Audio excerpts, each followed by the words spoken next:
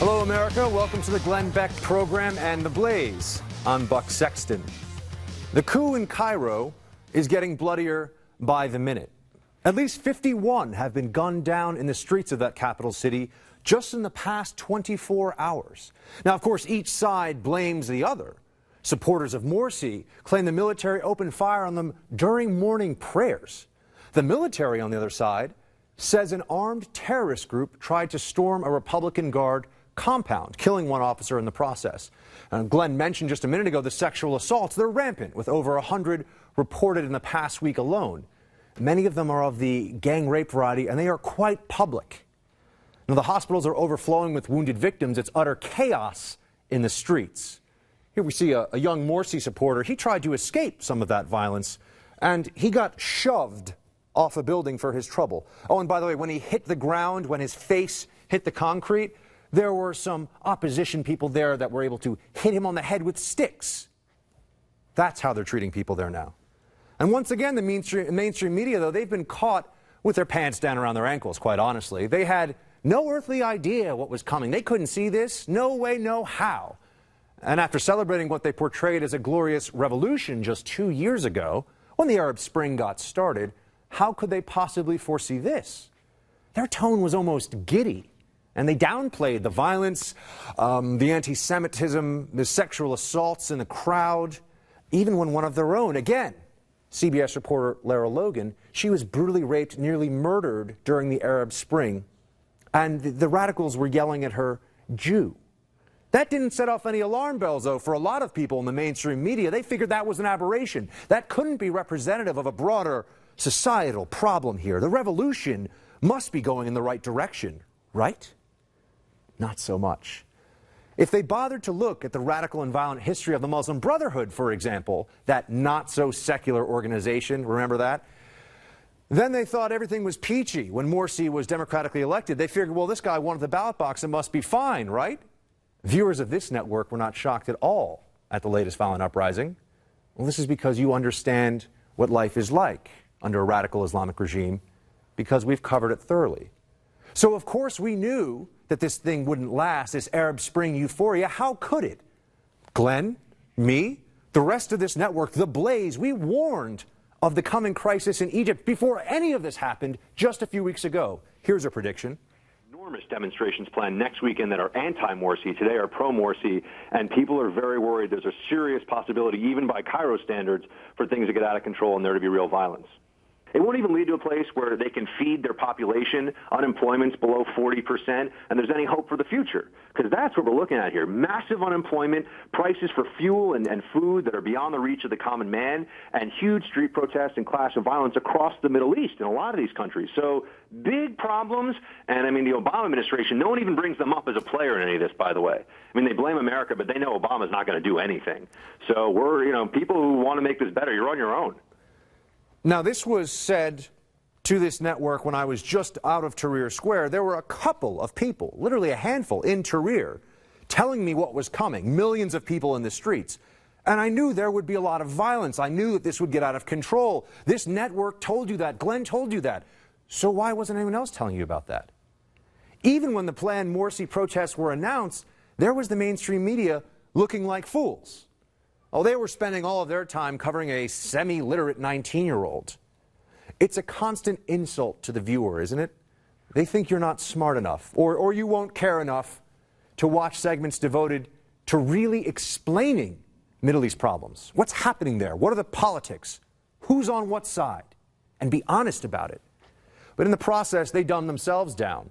When the violence started, the mainstream media, they were confused by all of it again this time.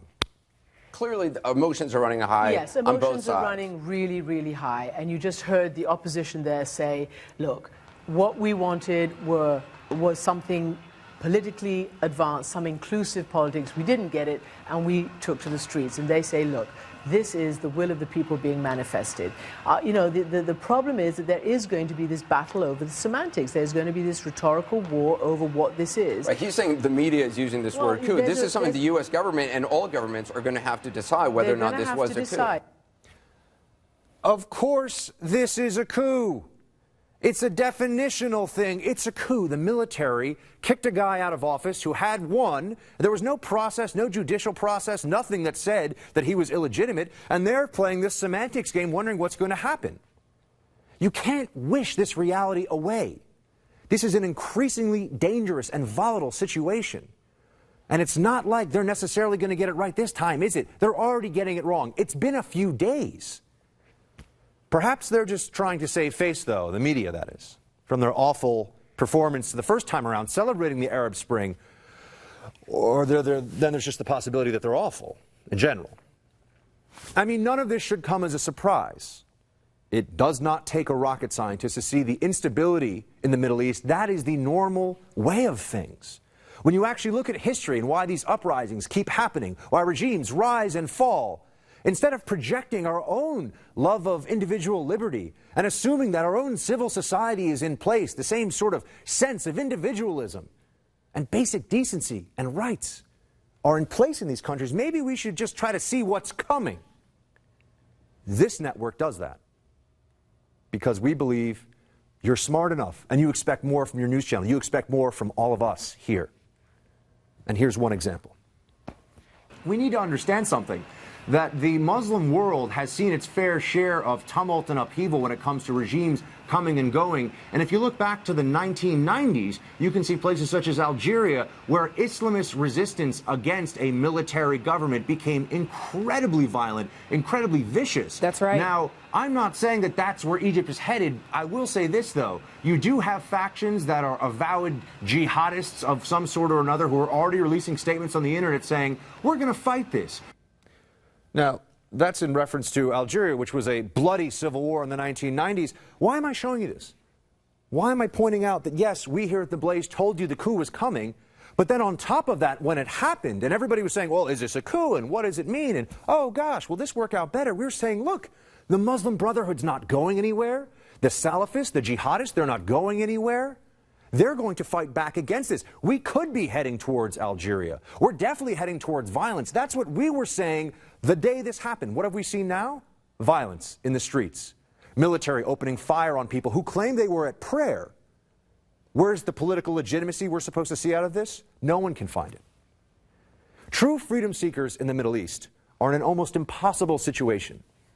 Anytime they rise up, jihadists will just hijack the revolution away from them. They'll take it away from the secularists, from the Twitterati of Tahrir. The liberals, those people who believe in women's rights, they'll take it away from them with ruthless violence. They'll pretend to stand alongside them only to turn on them afterwards. A good example of this, read George Orwell's Homage to Catalonia. It's a fascinating account of the fighting, of Orwell's fighting alongside communists and socialists who had allied together in the Spanish Civil War against fascists. Guess what? The communists and the socialists, the first chance they got, they turned against each other. They didn't care about their principles. It was all a ruse. They cared about power. Who's going to come out on top in the end? Now, in the Middle East, as elsewhere, the enemy of my enemy is my friend. But in the Middle East, that's until one side doesn't need the other anymore, and then they'll start slitting people's throats as quickly as possible. It's not about who has the numbers. This is a root fallacy of these revolutions in the Arab Spring. It's about who has the most conviction. This is a basic revolutionary principle. You'd get this from reading any revolutionary history, from the Jacobins to the Bolsheviks to the Ayatollahs. You don't need the most people. You need the most commitment and the most ruthlessness. Now, radicals, they don't seek to convince others. They seek to control them.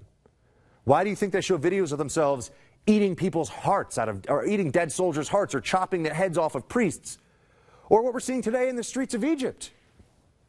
You see that there? You see this guy? The one with that little black flag sticking out of his back pocket. Well, if you watch the video, he's kind of the ringleader of this attack. Guess what that is sticking out? It's the Al-Qaeda flag. It's a version of the Shahada. This is what flew over the Al-Qaeda groups in Iraq. This is what flies over Al-Qaeda groups all over the world. This is a declaration of their intent. It's a black banner of Khorasan. They plan to keep fighting until there is a caliphate. That's their goal. We can pretend the mission is not there. They're telling us it's there. Islamists do not want to share power. They just want to acquire power. The implementation of their vision, that's what this is really all about, that would come with Sharia law. and with Islamism as the only acceptable political philosophy. Everything has to happen within that rubric, within that little box. That's what they want. That's what the caliphate is all about. It's not about what's happening right now and tomorrow. It's about what's happening in 5 years, 10 years. The caliphate, that is their end state goal. They say it all the time. We could ignore it if we want, but then we won't understand what's coming. We want to understand what's coming. Their end goal is total control of the Middle East, of the entire region more broadly, of the globe. And as long as radical Islamists exist, their violence and terrorism will continue. Now, for people like Morsi, the recently deposed Morsi, democracy was just a means to an end.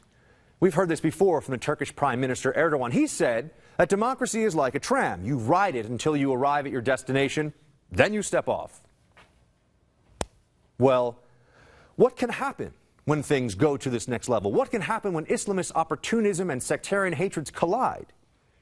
It's a cautionary tale for Egypt that Syria started out as peaceful protests. Now it's a full-fledged jihad with over 100,000 dead. And after Qaradawi, who some people claim is sort of the Pope of the Sunni Arab world, well, he's called for jihad in Syria. And guess what? That was just in May. Now Syria has become the second largest foreign fighter battlefield of all time. It's second only to Afghanistan.